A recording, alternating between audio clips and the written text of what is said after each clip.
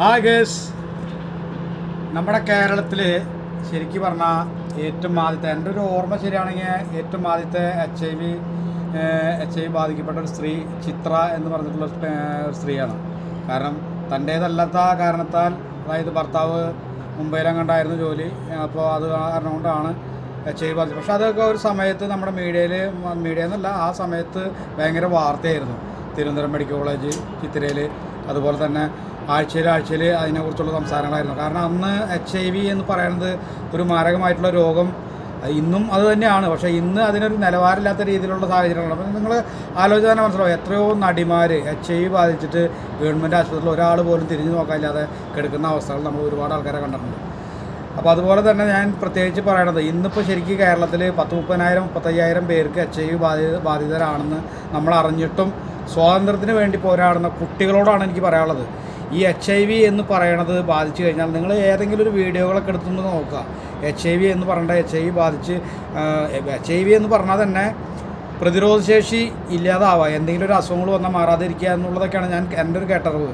അപ്പോൾ നിങ്ങളത് വന്ന ആൾക്കാരുടെ വീഡിയോസൊക്കെ ഒന്നെടുത്ത് കണ്ടാൽ നിങ്ങൾക്ക് മനസ്സിലാവും. കാരണം ഇങ്ങനെ നിങ്ങൾ MDM അടിക്കുകയോ അതല്ലെങ്കിൽ മറ്റുള്ള ആൾക്കാരുമായിട്ട് സെക്സിൽ ഏർപ്പെടുകയോ അങ്ങനെയൊക്കെ ചെയ്യുമ്പോഴുള്ള ബുദ്ധിമുട്ടുകൾ, ഈ വക അസുഖങ്ങളൊക്കെ വന്നാൽ സ്വന്തം കുടുംബക്കാരോ നാട്ടുകാരോ ഒരാൾ പോലും തിരിഞ്ഞു നോക്കാനില്ലാത്ത അവസ്ഥയിലേക്ക് ഒറ്റയായിട്ട് ജീവിക്കേണ്ട ഒരു അവസ്ഥ വരും. സ്വാതന്ത്ര്യം എന്ന് പറയുന്നത് കുട്ടികളോട് പ്രത്യേകിച്ച് പറയാനുള്ളത്, നിങ്ങൾ നല്ല വിദ്യാഭ്യാസം നേടുക.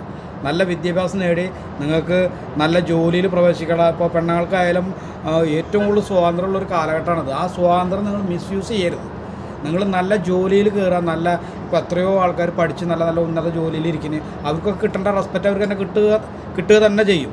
അപ്പോൾ അങ്ങനത്തെ ചിന്താഗതികളിലൂടെ പോവുക എന്നുള്ളതാണ് എനിക്ക് പ്രത്യേകിച്ച് പറയാനുള്ളത്. കാരണം വളരെ മോശമായിട്ടാണ് തോന്നുന്നത്. കേരളം എന്നൊക്കെ പറയുമ്പോൾ, ഞാനൊക്കെ പ്രവാസിയായിട്ട് ഇവിടെ നിൽക്കുമ്പോൾ നമുക്ക് നമ്മുടെ നാടിനെ കുറിച്ച് ആലോചിക്കുമ്പോൾ നമുക്ക് ഒരുപാട് സ്വപ്നങ്ങളാണ്. കാരണം മഴ, അതുപോലെ തന്നെ കാറ്റ്, എന്താ പറയുക, പുഴകൾ, അതുപോലെ തന്നെ നമ്മൾ ഒരു നന്മ നിറഞ്ഞ, അതായത് ഗോഡ്സ് ഓൺ കൺട്രി എന്നൊക്കെ പറഞ്ഞാൽ നമ്മൾ ചിന്തയിൽ ഒരുപാട് സന്തോഷങ്ങൾ നിറഞ്ഞ ഒരു കാലഘട്ടം, അല്ലെങ്കിൽ നമ്മുടെ നാടിനെ കുറിച്ച് സന്തോഷത്തോടു കൂടിയിട്ടാണ് നമുക്ക് ആലോചിക്കാൻ പറ്റുക. പക്ഷേ ഇന്നത്തെ വാർത്തകൾ കേൾക്കുമ്പോൾ വളരെ ദയനീയമായിട്ടാണ് തോന്നുന്നത്. കാരണം ഇത്രയധികം സ്വാതന്ത്ര്യത്തിൻ്റെ പേരിൽ എച്ച് ഐ വി അതിൽ 30,000 പേര് ഓൾറെഡി ഉണ്ട്. ഇനി അത് അറിയാത്ത പേര് എത്രയോ ഉണ്ടെന്നുള്ളത് നമുക്കറിയില്ല.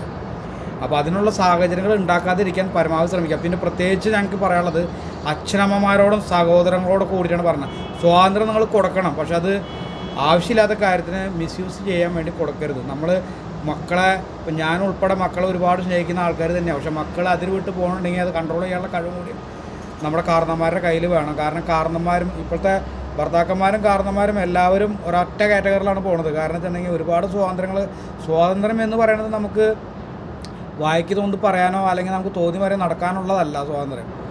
നമുക്ക് ജനങ്ങളുടെ ഇടയിൽ മാന്യമായിട്ട് ജീവിക്കാൻ വേണ്ടിയിട്ടാണ് നമ്മൾ സ്വാതന്ത്ര്യം എടുക്കേണ്ടത്. അപ്പോൾ ശരി, ഒന്ന് നോക്കാം.